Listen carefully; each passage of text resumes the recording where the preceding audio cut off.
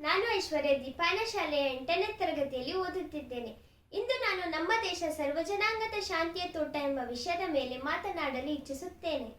ನಮ್ಮ ದೇಶ ಭಾರತ, ನಾವೆಲ್ಲರೂ ಭಾರತೀಯರು, ಭಾರತ ಮಾತೆಯ ಮಕ್ಕಳು. ಭಾರತವು ವೈವಿಧ್ಯತೆಯಲ್ಲಿ ಏಕತೆಯನ್ನು ಹೊಂದಿರುವ ದೇಶವಾಗಿದೆ. ಭಾರತದ ಪ್ರಜೆಗಳಾಗಿರುವುದರಿಂದ ನಾವೆಲ್ಲರೂ ಒಂದೇ ಎಂಬ ಮನೋಭಾವನೆ ನಮ್ಮಲ್ಲಿರಬೇಕು.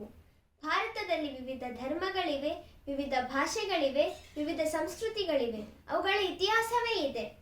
ಹಿಂದೂ, ಮುಸ್ಲಿಂ, ಕ್ರೈಸ್ತ, ಬೌದ್ಧ, ಪಾರಸಿಕ ಹೀಗೆ ಇತ್ಯಾದಿ ಧರ್ಮಗಳು ಭಾರತದಲ್ಲಿವೆ.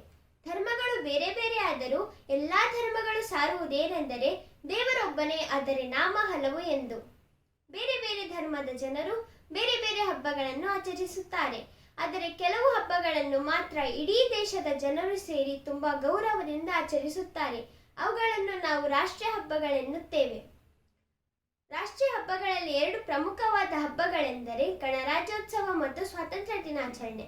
ನಾವು ಸ್ವಾತಂತ್ರ್ಯ ದಿನಾಚರಣೆಯನ್ನು ಆಗಸ್ಟ್ 15ರಂದು ಆಚರಿಸುತ್ತೇವೆ ಮತ್ತು ಗಣರಾಜ್ಯೋತ್ಸವವನ್ನು ನಾವು ಜನವರಿ 26ರಂದು ಆಚರಿಸುತ್ತೇವೆ. ಈ ಹಬ್ಬಗಳಂದು ನಾವು ನಮ್ಮ ತ್ರಿವರ್ಣ ಧ್ವಜಾರೋಹಣ ಮಾಡಿ ನಮ್ಮ ನಾಡಗೀತೆ, ನಮ್ಮ ರಾಷ್ಟ್ರಗೀತೆ ಮತ್ತು ಇತ್ಯಾದಿ ದೇಶಭಕ್ತಿ ಗೀತೆಗಳನ್ನು ಹಾಡಿ ನಮ್ಮ ದೇಶಕ್ಕೆ ಗೌರವವನ್ನು ಸಲ್ಲಿಸುತ್ತೇವೆ. ಈ ವರ್ಷ ಆಜಾದಿ ಕಾ ಅಮೃತ್ ಮಹೋತ್ಸವದಲ್ಲಿ ಹರ್ ಘರ್ ತಿರಂಗ ಅಭಿಯಾನದಲ್ಲಿ ಪ್ರತಿಯೊಬ್ಬ ಭಾರತೀಯ ಪಾಲ್ಗೊಂಡು ತಮ್ಮ ತಮ್ಮ ಮನೆಗಳಲ್ಲಿ ತ್ರಿವರ್ಣ ಧ್ವಜಾರೋಹಣ ಮಾಡಿ ತುಂಬಾ ಸಡಗರ ಸಂಭ್ರಮದಿಂದ ಈ ವರ್ಷದ ಸ್ವಾತಂತ್ರ್ಯ ದಿನಾಚರಣೆಯನ್ನು ಆಚರಿಸಿದ್ದೇವೆ. ನಮ್ಮ ನಾಡಗೀತೆ, ನಮ್ಮ ರಾಷ್ಟ್ರಗೀತೆ ಮತ್ತು ನಮ್ಮ ರಾಷ್ಟ್ರೀಯ ಧ್ವಜವು ನಾವೆಲ್ಲರೂ ಒಂದೇ ಎಂಬ ಸಂದೇಶವನ್ನು ಸಾರುತ್ತವೆ. ನಮ್ಮ ದೇಶ ಸರ್ವಜನಾಂಗದ ಶಾಂತಿಯ ತೋಟ ಎಂದು ರಾಷ್ಟ್ರಕವಿ ಕುವೆಂಪುರವರು ನಮ್ಮ ನಾಡಗೀತೆಯಲ್ಲಿ ಅದ್ಭುತವಾಗಿ ಹೇಳಿದ್ದಾರೆ. ಇಂತಹ ಮಹಾನ್ ಕವಿಗಳು ಮತ್ತು ಮಹಾತ್ಮರು ಜನ್ಮ ತಾಳಿದ ಪುಣ್ಯ ಭೂಮಿ ಇದು, ಪವಿತ್ರ ಭೂಮಿ ನಮ್ಮದು. ತಾಯಿ ಮತ್ತು ತಾಯ್ನಾಡು ಸ್ವರ್ಗಕ್ಕಿಂತಲೂ ಮಿಗಿಲು ಎಂದು ಸಂಸ್ಕೃತ ಸುಭಾಷಿತವು ಹೇಳುತ್ತದೆ. ಆದ ಕಾರಣ ನಾವು ನಮ್ಮ ದೇಶವನ್ನು ನಮ್ಮ ಹೆತ್ತ ತಾಯಿಗಿಂತಲೂ ಹೆಚ್ಚು ಪ್ರೀತಿಸಬೇಕು, ಆರಾಧಿಸಬೇಕು ಮತ್ತು ರಕ್ಷಿಸಬೇಕು. ನಾನು ನನ್ನ ದೇಶವನ್ನು ತುಂಬಾ ಪ್ರೀತಿಸುತ್ತೇನೆ.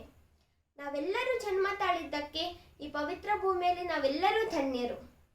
ಭವ್ಯ ಭಾರತದ ಭವಿಷ್ಯವು ಇಂದಿನ ಮಕ್ಕಳ ಕೈಯಲ್ಲಿರುತ್ತದೆ. ಆದ ಕಾರಣ ಇಂತಹ ವಿಷಯಗಳನ್ನು ಮತ್ತು ಇತ್ಯಾದಿ ದೇಶ ಪ್ರೇಮವನ್ನು ಮತ್ತು ರಾಷ್ಟ್ರಜ್ಞಾನವನ್ನು ಮಕ್ಕಳಲ್ಲಿ ತುಂಬಬೇಕು. ಜೈ ಹಿಂದ್, ಜೈ ಭಾರತ್. ಧನ್ಯವಾದಗಳು.